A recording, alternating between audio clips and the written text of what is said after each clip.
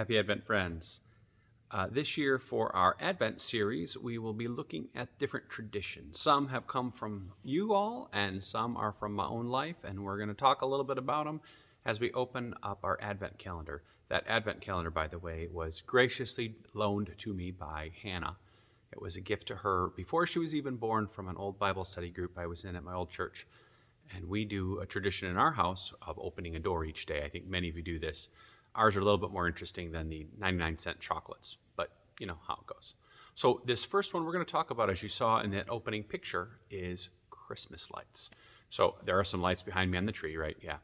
In my family, Christmas light season, not lighting them, but putting them up, started in early October. I kid you not.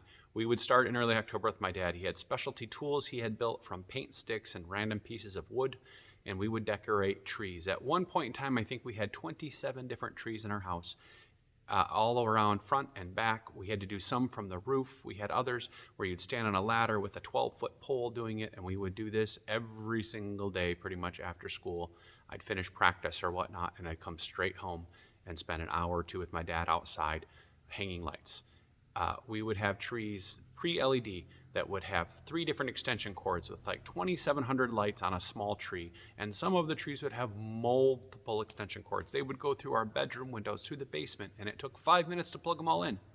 We would have Greyhound buses stop at our street, no kidding, on the highway. We lived on a country highway, and people would get out to take pictures. We would have caravans of cars sometimes. We even had a pilot once who flew over the house to take pictures of it from the sky.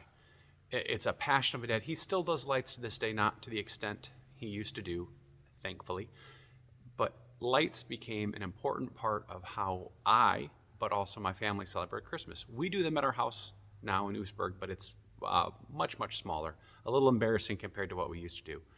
But we do lights. One of the reasons why is because it brightens the night. It's a reminder that there is light in the darkness, if you look.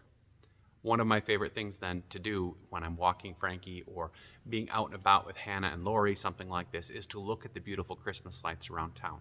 We'll talk a little bit more about that tradition a little bit later. But for me, you can't have Christmas without lights. I just don't know what I would do. We do Christmas lights all year round at our house, but not to the extent of Christmas time.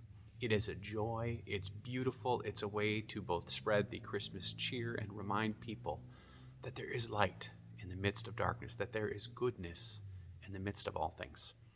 I'll see you tomorrow. Take care.